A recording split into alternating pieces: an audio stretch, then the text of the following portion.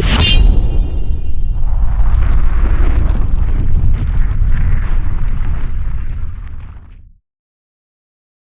up? Got a Twosun here. All right. There's a spin. Ooh, good spinner. Not sure what that means. I don't know that it means anything. Oh, okay. Fell right out of the box. Wow, look at this thing. I don't even know the model of this one. I do remember that I picked this up on the secondary market, though. What a cool piece this is. Love these thumb studs. Look at them. Man. What about front flipper here? Okay, very cool. Hey, let's get rid of all this.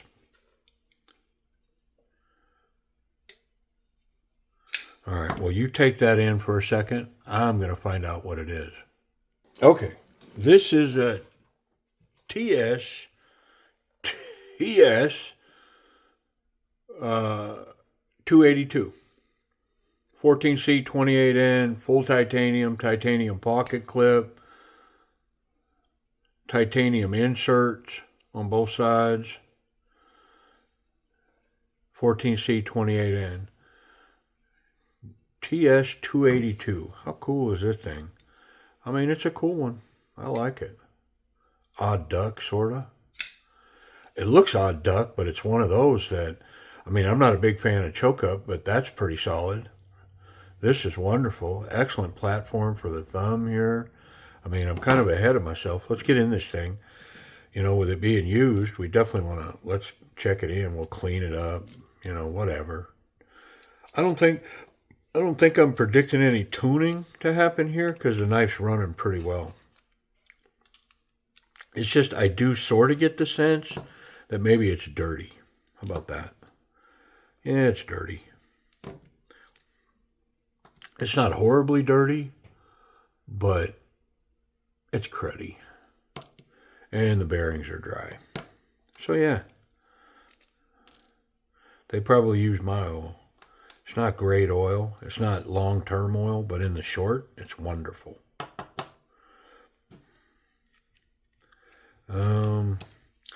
I mean, come on, man. I gotta pull one just to see if there's oil back there. Because, you know, the knife could be completely dry. And sure enough, there'd be like an oil slick behind one of these scales. And every time I handled the knife, I'd be like, where am I getting all this oil from? And, you know, as dry as the knife is, there was a little oil back there. Look at it. It wasn't a lot, but there's a little bit. Whew. Lightweight. Pretty cool. Yeah. I think I got to pull the pocket clip. Dang it. Well, how's the tension? I mean, maybe I'll put a little tension on the pocket clip while I got it off. We'll see. But I definitely got to pull it to get that scale. And there wasn't a lot of oil under this, the other side scale, the insert. But if I'm going to do one, it's only lazy for me to not just pull two screws and get after the other. Yeah, I mean, look, there's some oil back here. See it? Yeah, man. I'm not crazy. I mean, I am crazy. I've always been crazy. It helps me from going insane. Come on, somebody will know that, won't you? Or is it just me?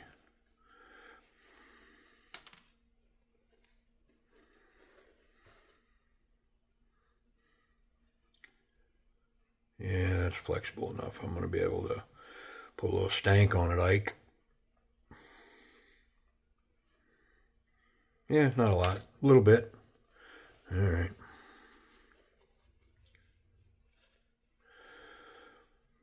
Nice. I think we're two-tone here. We've got like a stonewash on the flats. And then the flat grind blade has got a beautiful grind pattern on it.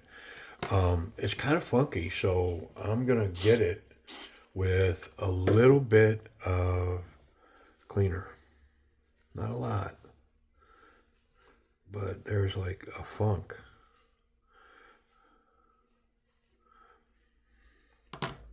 I like funk music, man. I used to go down to Austin, the music district. I haven't been down in a while, but me and my amigo would run down there and catch a hotel, catch a nap, and then go hit the clubs till late, you know.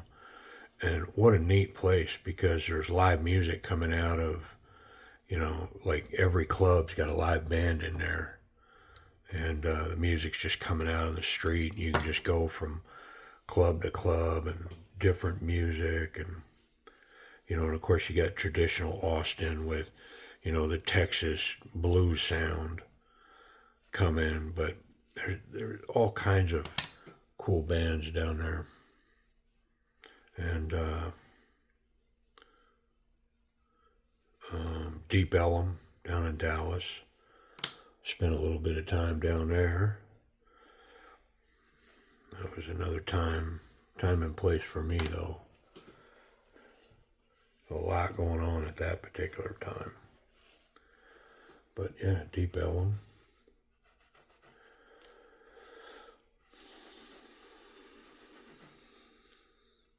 Big D.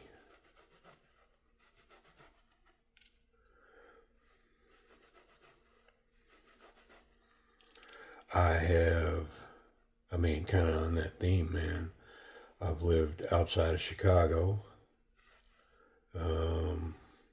south of Joliet, on the Kankakee River.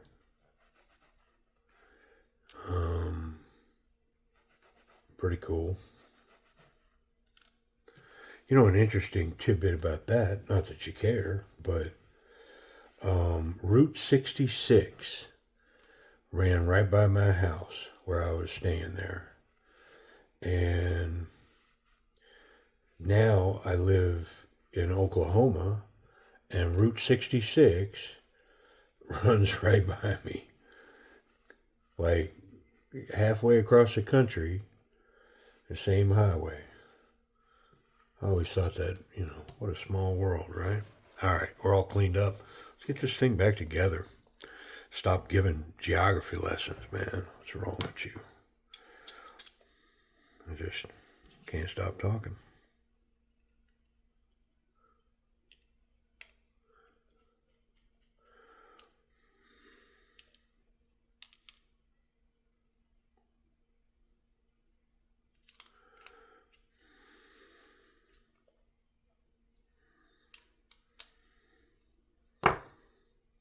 Very nice.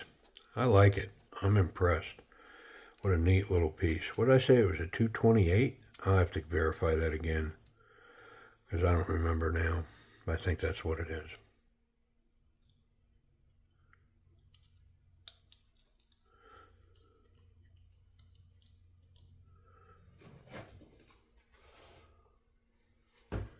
It's a 282. I'm looking at this here. I think I could take a little bit out of that lock, though. And so while I'm here, I am just going to free that up just slightly.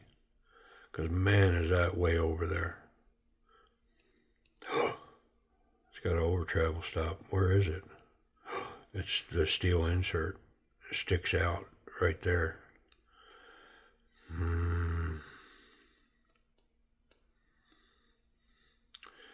I mean, it's lazy of me to not just do it now that I've intended to do it, and I'm here.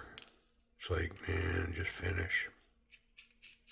I was tempted not to, though.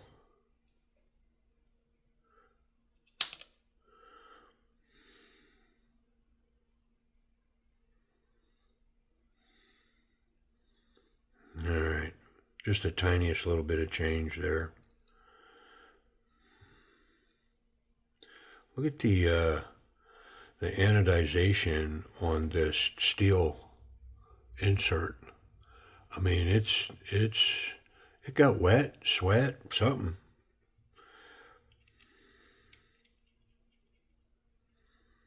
Yep. if I was really going to put work on this knife, I probably would polish that off. I would clean that up, get that off, because that could easily just turn into rust down the road. But I think I'm going to just leave it be. Yep.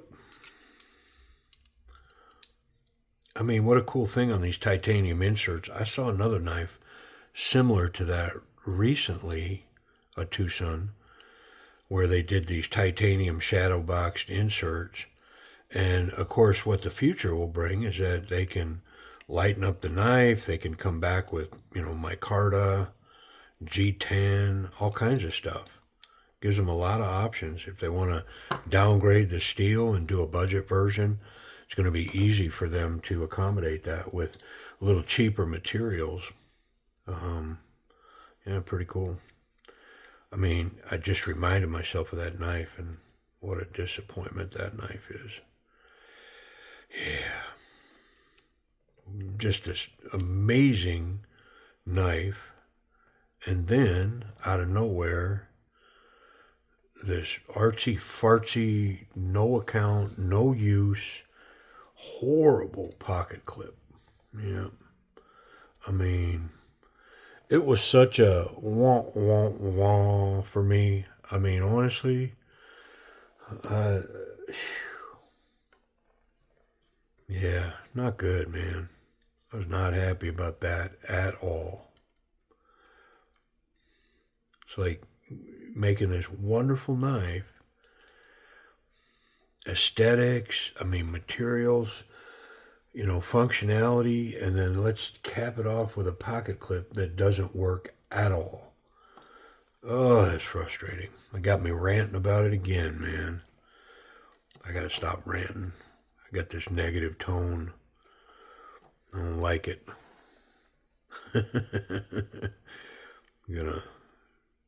gonna get upset about it. Wait. Just being negative. I need to be positive. Yeah. Pocket clips. All right, here we go. Going in.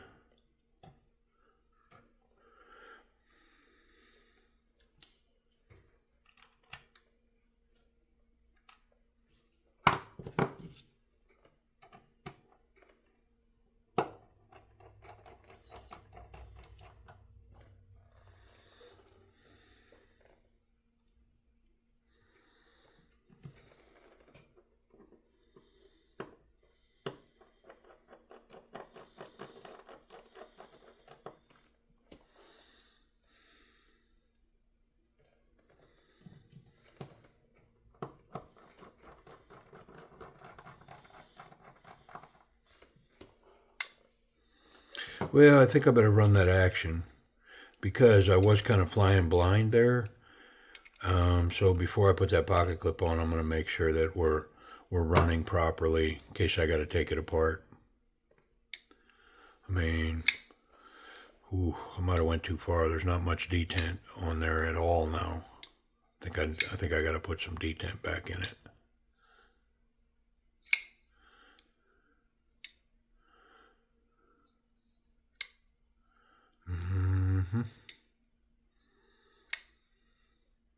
Yeah, and I mean, there's a ton of room. I'm way over there. That's for sure going to be locked up tight. It's not going to fail. Yeah, but there's no detent.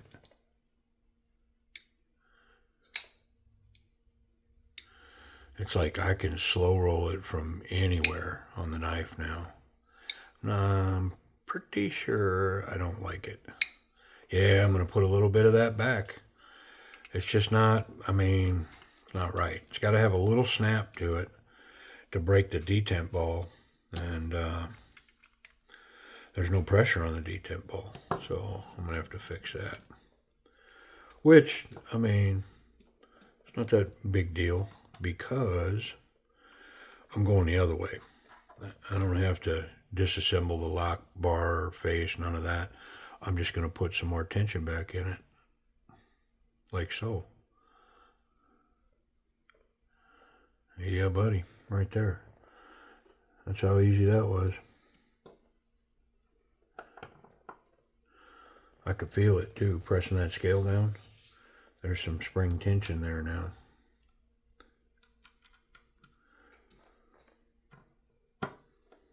I mean, it's not often that I would opt to make that tougher or harder to kick, but that was just too much. I'm pretty sure that there was a potential for that blade to fall out just with gravity, you know, from a closed position. Might even run the risk of the blade opening in a pocket for lack of detent. But I went a little farther than it was, and the way that it was pretty solid. So we should be pretty good here. Oh yeah. Yep.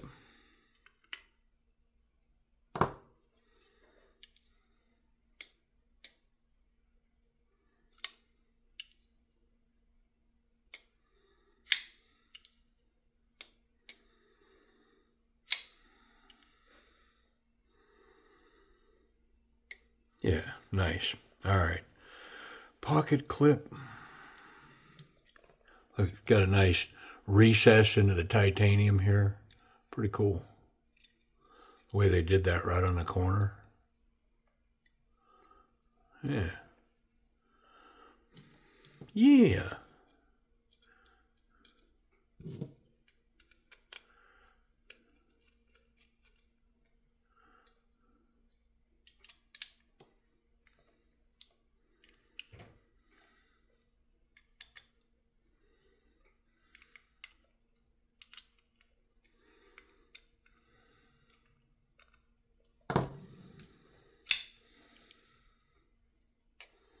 I mean, it impacted the action, but I'll take it because lack of detent is not an option. It's got to have something, or it creates more problems than it solves. Yeah, and this is a small enough knife that when I say the detent's kind of stiff on it, it's still very manageable. Yeah, let's run this action and measure that out. A few shakes, really hydraulic. Snappy with the thumb. I love these thumb studs.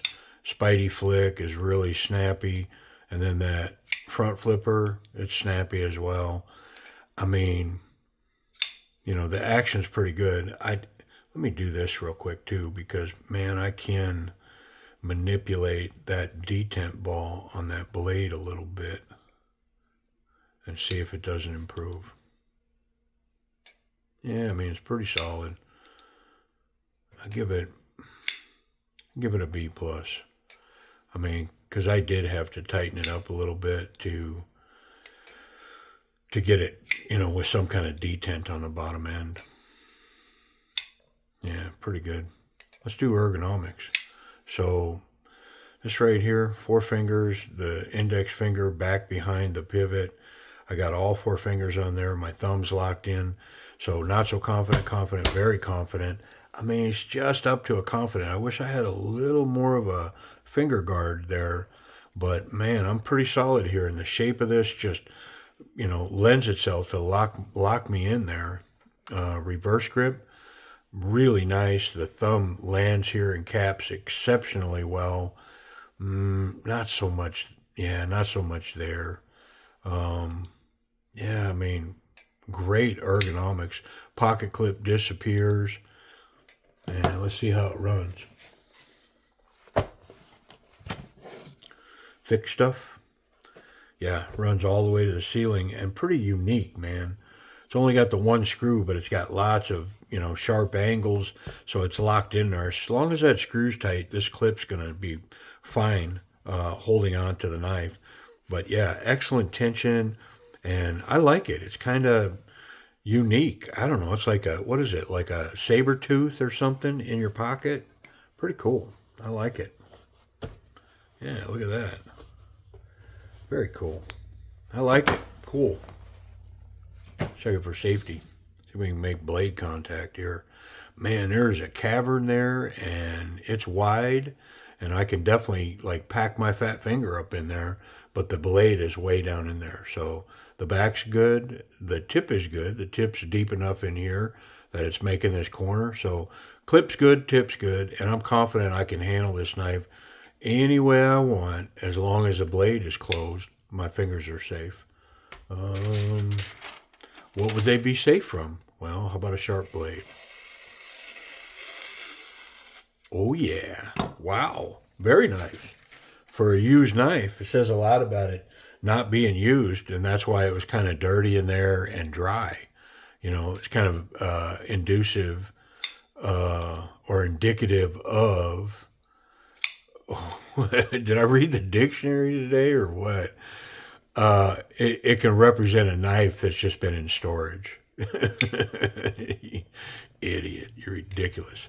Price and availability. So again, I've done quite a few of these lately. Kizers, Twosuns, kind of a unicorn. This is the only one I've ever seen live. And of course I bought it, and this one ain't for sale. So I don't know where you'd find one. My guess would be with this 14C titanium, the rarity of it, my guess is going to be $100 to $125 is what somebody's going to try to get out of this. And it wouldn't shock me in the least if I saw one of these for $180. I think that's too much for this knife, but I see sellers trying to sell some of these older Twosuns like that on a regular basis. They buy them up and then they go, yeah, it's $300. And it's like, not this cat. I ain't going there. Is $100 a fair price for it? If I threw that out, I think it is. It's rare if you're collecting Twosuns, if you like the knife, if you're going to make a user out of it. It's kind of crossing the line because, man, there is a lot of knives in that $70 to, let's say, $125 range. $50 from $75 to $125. Man, there is a lot of pretty nice knives in that span. So to go 14C, I don't know. It's a tough call, but I like 14C. So, hey, Twosun ts282 full titanium 14C, pretty cool knife. I appreciate you watching with me.